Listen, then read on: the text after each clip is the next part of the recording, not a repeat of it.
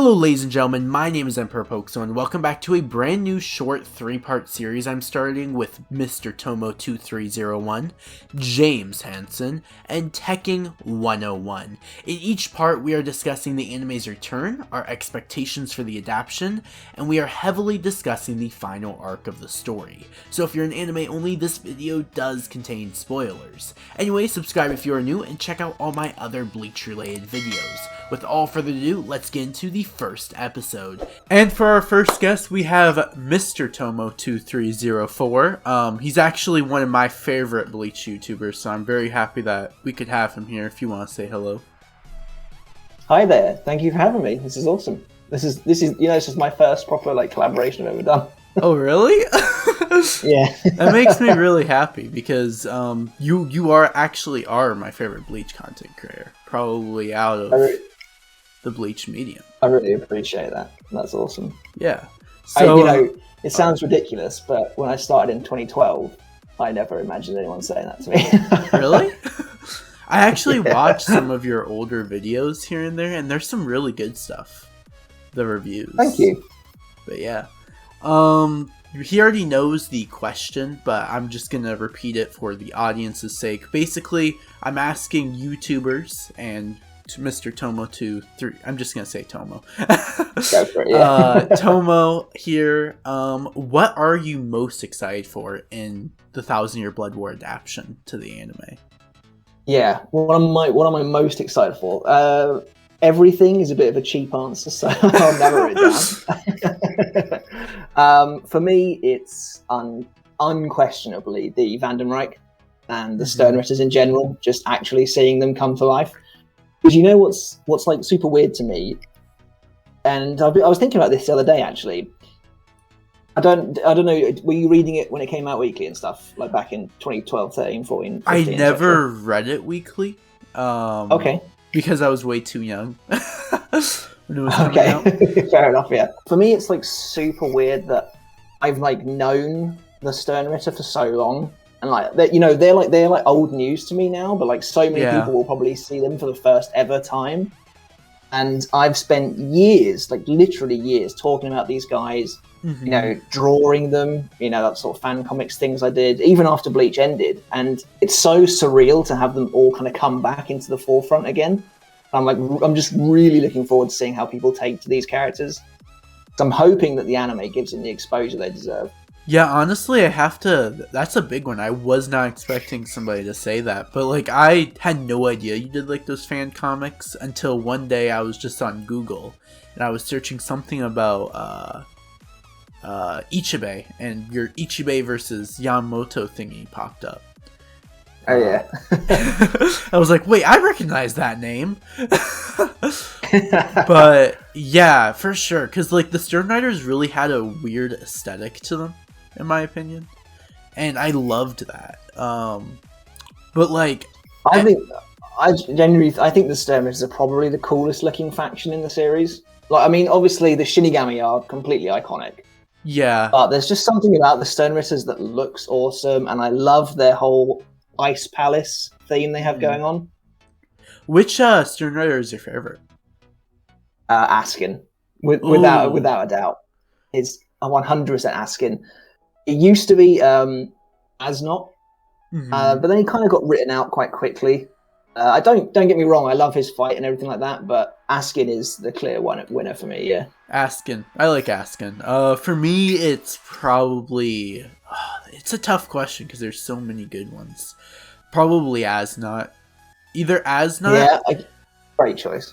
Yeah, I'm somewhat of a fan of, which I know you're not from watching your videos. I am somewhat of a fan of Bambietta. I don't mind Bambietta. It's just again, I feel like Bambietta's such a weird one for me because she becomes a completely different character the second half of her story. It feels very tragic in the negative way, the whole second part of Bambietta. But yeah. Experiencing them for the first time, that was amazing because the Sternritter are really interesting in my opinion. Yeah, and they have such a strong introduction as well. I've ever since I was doing weekly reviews, I've always been a real defender of the final arc. It's not perfect, but it does a lot of things really, really well. And the first I'd 40 or so chapters are some of the best in the entire series, I think. Yeah, I actually agree. yeah. I've said that on Twitter. People disagree with me all the time. Of course, it's Twitter. But I think Yeah. the first half of Thousand Year Blood War is Kubo's peak in writing. Yeah, it's so hard to like commit to an answer there because like Soul Society is just so incredible for the whole way through. But yeah, on like a week to week basis, the first invasion of the Sternritter was completely mad. It was completely mad, just going week to week, like who's going to survive. And it has some of my favorite moments in the entire series. Yeah. So I think their introduction is really, really strong. Yeah. Watching Yamamoto die, like that was crazy when reading the manga. Yeah, it was. My favorite moment probably from the first invasion is when Byakuya thinks he's about to die, and he has his like last talk with Ichigo. And he says to him, like, please protect the Soul Society for me. That is, like, the best moment one of the best moments in the entire series. Yeah, because his character just totally goes full circle. Is there, I know, like, you really like Shunsui. Is there another, like, is it just, like, which character arc are you the most excited for to see adapted? Anyone who's watched me knows that Kenpachi is not my favorite character ever. I don't dislike him at all. I just think there are more interesting characters out there. But his growth and transformation in the Thousand Year Blood War arc, I'm really looking forward to seeing. The stuff with Unohana, when he gets his Shikai and stuff like that. Yeah, I can't wait to see that. Yeah, totally same with that, because I ate up everything with Kenpachi when it came to Thousand Year Blood War. It was... His character arc was incredible. Unohana's character arc was incredible, and seeing that there was actually foreshadowing to that was probably one of the cooler aspects of the series. Because we always knew that there was more to Unohana's character through a few subtle hints, and then seeing that reveal. And even as far back as the history of Yachiru Kusajishi, we knew that Kenpachi named her after somebody he admired. And that gets paid off in the Thousand Year Blood War arc, and it's fantastic. Yeah. Like, man, I remember reading the manga and just seeing when Shinsui says, Yachiru Unohana, the first Kenpachi. Yeah, unbelievable, yeah. Honestly, yeah, that was an incredible cliffhanger. And again, that was, the first 40 chapters where almost every chapter was just completely crazy. And every week you get to the end of the chapter and it'd be like, what? Is there, like, any major other moments that you're, like, super pumped to see? I'm really, really excited for almost everything to do with the Zero Division. Yeah. I've complained about their execution in the past, but I'm super excited to see them animated. I'm really excited to see the Soul King.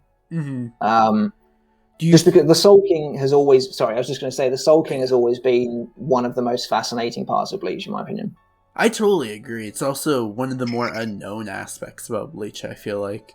We still don't know too much about him, other than a few aspects, I feel like. Yeah. Do you think that they're going to change how the Zero Division acts? Because I know that's been, like, majorly talked about in the Bleach community right now. So, someone actually asked me yesterday, in, like, a comment, I think it was, basically just saying, do I think they will make any significant changes to the manga in the anime? And my answer has always been the same. I don't think they will. I think the majority of what we get in the anime will be point for point exactly how it was in the manga. That's my opinion. I think the Zero Division will be almost exactly the same. I think what I hope is that they add a little bit extra into like the fight between the Zero Division and the Schutzstaffel, that sort of thing. Yeah. But as far as actual changes go, I don't think we'll deviate that much. Yeah, I think they will probably do the same. Lengthen the fight with the Zero Division. But the thing is that that's actually quite interesting that I found out. Apparently Kubo was planning for Thousand Year Blood War to be twice as long as what it was. So, I mean... that's right. There's a lot of growth there that if they do end up bringing in Kubo as, one of the main writers, that they could implement, I feel like. And I wonder if there was more planned with the Zero Division. Oh yeah, I'm sure there was. I can't remember the exact quote now, and I don't remember exactly when it said either. It was either at the end of the Eisen arc or at the end of the Lost Agent. I think it was at the end of the Eisen arc. Kubo said he had 10 years worth of material left, and then the series only ran for about another 5. Yeah. So yeah, there was clearly a lot he wanted to do. I think with the 1,000-Year Blood War arc, and I hope we see the fruit of some of that. But I also don't want to get my hopes up too much. Yeah, I don't want to be like hoping like they're going to completely fix Silver and all that stuff. But I think I think they'll do some stuff, just not as much as some people are saying they will in the community. I think the exact same. Yeah. Well, that's cool. I think it's reasonable to expect a little bit of extra stuff in the fights because they've done it before. You know, like Uryu versus Yami, for instance, at the end of the Waco Mundo arc. That fight doesn't happen in the manga. Basically the majority of that battle is not in the manga. So I'd love to see more of that. Yeah, or like how they like almost twice the amount of content of the Ukiura fight. That was a big thing. I mean, every moment of that in the anime was beautiful. Probably, it was incredible. Yeah, one of the best fights of Bleach. So yeah, any other major small things that you're really excited for? Just in general about the 1,000-Year Blood War, you mean? Yeah. So I mean, yeah, just like all of the Sternritter battles in general. As far as individual Sternritters go, I can't wait to see how they do as. I really hope they go totally all in on the fear aspect, and maybe even show us some creepy stuff that wasn't in the manga. Go crazy with the imagery there. I feel obviously they feel like they will because of the late night time slot that they got, which makes me really happy. Me too, yeah, because the 1,000-Year Blood War arc is like really dark in comparison to the rest of Bleach. Yeah. From like a gore aspect and stuff like that. So hopefully they can kind of do it justice. I think another thing for me, and this is probably at the top of everyone's lists, but the Bankai that are revealed in the 1,000-Year Blood War. I even characters like Rose is like my favorite Visor. Like I can't wait to see his Bankai for as short a time as it lasts. Maybe they'll lengthen that fight a little bit. Who knows? Well, yeah, exactly. I'm wondering if they'll adapt Rose literally just staring and saying, "Oh yeah, this is how you avoid my Bankai." I can imagine. I wonder how they're going to do that. But yeah, I'm super looking forward to like the Everything But the Rain flashback. The thing with the 1,000-Year Blood War arc is it rarely disappointed me. Like there's obviously stuff I would have loved to have seen added, but I think it's just crazy the whole way through. Obviously, like Eisen is my favorite character. So any of his moments, I can't wait for. Oh yeah, Eisen was big in 1,000-Year Blood War. Very shocking, some of the stuff. Yeah, exactly. And even there's room to include him a bit more. Yeah. And Yuha Bark is the main villain, and I can't wait to see how he translates to the anime, because he's very, very different to Eisen. He's very imposing, very full on, and he's just like they have to get his presence right, and I'm really excited to see what they do with him. Yeah, one thing that I'm super excited for is the soundtrack, because we have the Espada soundtrack. I just can't wait to see the Quincy soundtrack, how they'll handle it with like German, influences and stuff like that. That's one big thing I'm excited for. Yeah, same. I think like I hope they have like almost like a choir aspect to them, because they have this whole kind of like pseudo religious vibe, especially early on. Yeah, for sure. You get the idea that they're what they believe to be right is like this crusade that they're on, and I really hope they kind of played that up a bit, because that kind of got dialed down towards the end of the arc. But the Quincy have always been historically seen as like exorcists in Bleach, and I really hope they played up through the soundtrack. Yeah. Well, I mean, there's as the 1,000-Year Blood War arc as a whole, looking at it, I definitely could see some things I want changed, but it's my personal favorite arc of Bleach. Well, I think you could make an argument that it's definitely not the best arc of Bleach, but I love the arc. It's amazing. I think I'm in the same. I think I'm in the same boat as you. It's not perfect. There's quite a bit wrong with it, and I've kind of discussed that before. Yeah. In my opinion, the arc feels incomplete because there's no 1,000-year flashback, and I think that's a huge mistake. Mm-hmm. But pound for pound, I absolutely loved reading it every week, and it's difficult for me because like there's so much greatness throughout the rest of the story. But I think the 1,000-Year Blood War arc is probably my favorite as well. Yeah. Would you say, do you think they're going to be doing like some extra backstories here and there for the Sternritters? Because I know they did that with the Espada in the anime adaptation. I really hope so. Yeah. I really hope so. Because again, I'm biased because Askin's my favorite, but I couldn't believe it. I couldn't believe it when he didn't get a backstory at all. Yeah. It was only really Basby. I'm trying to remember if there's another. Basby and Ugram, yeah. Yeah. Yeah, and Asnot gets a couple of pages as well, which is super random, but I was happy about that. Yeah, for sure. What are you kind of hoping they change?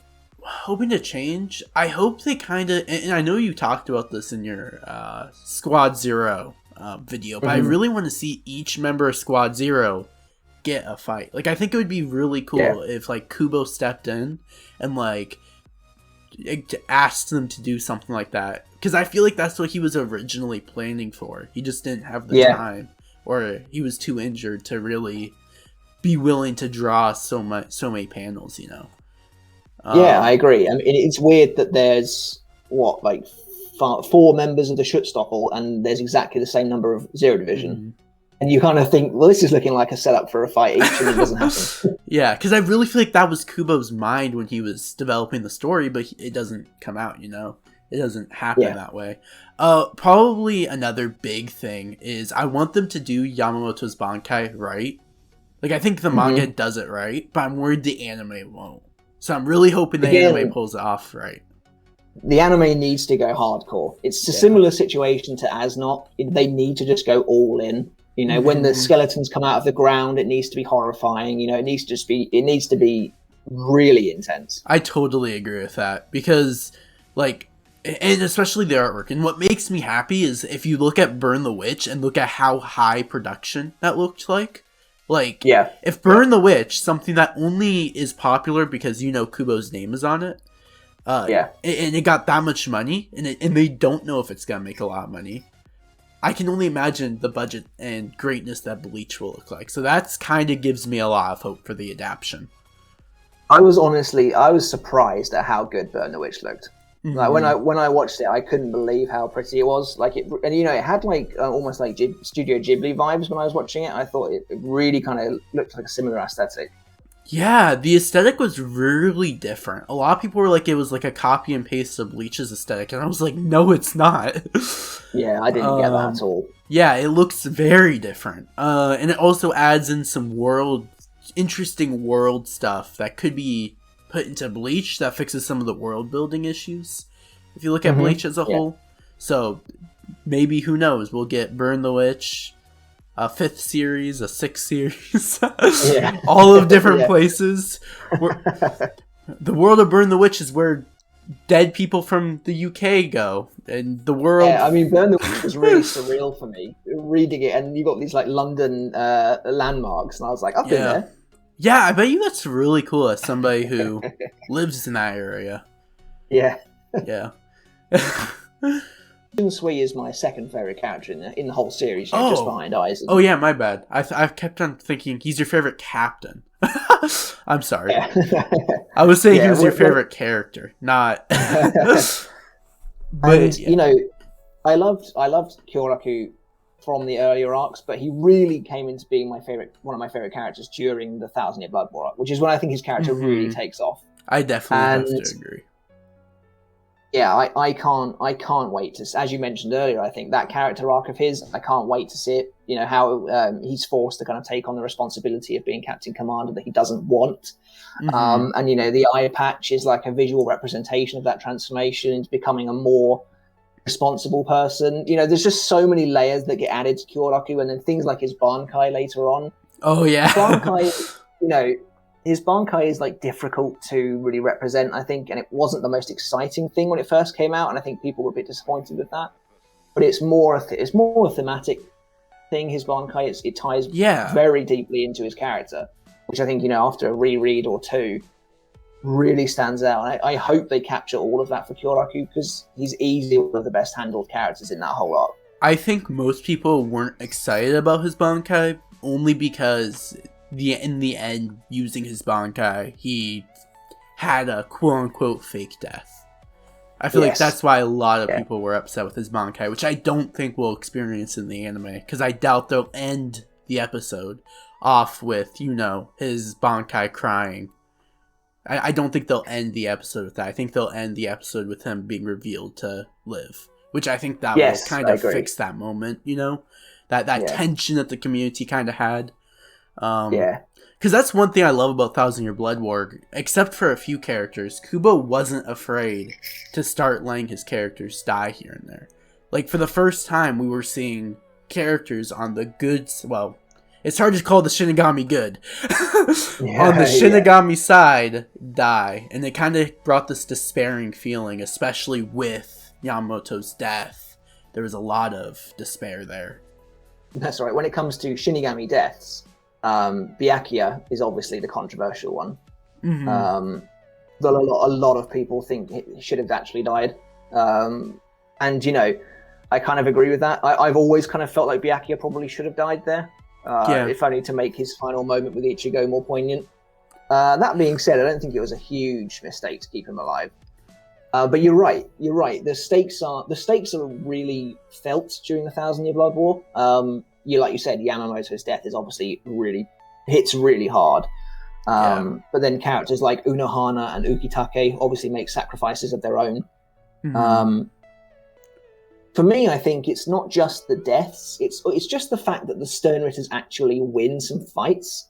Yeah, you know, like I did in that Espada video recently about the kind of mistake that I think Kubo made, where he didn't make them threatening enough. These Sternritters, you know, and it's like with the Espada, it's like all of them get defeated, and so Aizen has to take on every single Shinigami in Fate Karakura Town. Mm-hmm. But with the Sternritters, you know, they actually take people down all the time. You know, like Kisuke and Yoroichi are both taken out by Askin. You know, they're actually defeated by him, even though he dies. They don't get back up again in that fight. Yeah, Shinji gets one shot. yeah, at least 3 times. One last thing. One particular scene or moment that you just can't wait to see animated that we haven't mentioned? Like one major scene. Ooh, that's a great question. That we haven't seen yet. Okay, that we haven't spoken about yet. Again, going back to the Sternritters, it's probably their big meeting in the palace when they all come together for the first time. When we got that chapter, which I think was 543, I was ecstatic. I was so excited because we hadn't seen the Sternritters for about 30 chapters. And I was like, when are we going to see these guys again? And then we finally get like an Espada table meeting style chapter. I was very happy about that. When like, you know, Bazby, Kangdu, BG9, Master Masculine are all kind of walking around the palace talking to each other. Yeah. That's the sort of thing I really hope we get fleshed out. You're referring to the chapter-ish right after Uryu was announced, right? That is that same chapter. Yeah, okay. Where he's revealed to be the successor. Yeah, that's the one. I'm really excited to see that. Oh, well, this was a lot of fun. Thanks for coming on. Yeah, it was awesome. Thanks for having me. If you want to have 30 seconds to talk about your channel, you can feel free to do that real quick. Awesome, yeah. So my channel's Mr.Tommo2304. And yeah, I talk about Bleach, character analysis, rankings, and discussion videos. Try and put out sort of 2 videos a week. But yeah, I just absolutely love Bleach. I'm really excited for the anime to come out. Back to my channel, that'd be awesome. Yeah. Thanks for coming out. Guys, subscribe to his channel. He's a great content creator. Like I said, this is a content creator I watch myself quite frequently, which is why I was really ecstatic to see you come on here. But yeah. Thanks, no, I really appreciate it. So basically, Mr. Tomo is most excited to see how the anime adapts the Sternritters of the show. He wants to see all the Sternritters come to life as they get animated, and listen to the Sternritters' German soundtracks. Anyway, special thanks to Mr. Tomo for coming out here and talking about Thousand Year Blood War with me. Check out his channel, link will be in the description down below. And if you are new here, don't forget to smash that subscribe button on my own channel, and drop a like. Anyway, next time we will be having James Hansen on to discuss Thousand Year Blood War for Part 2.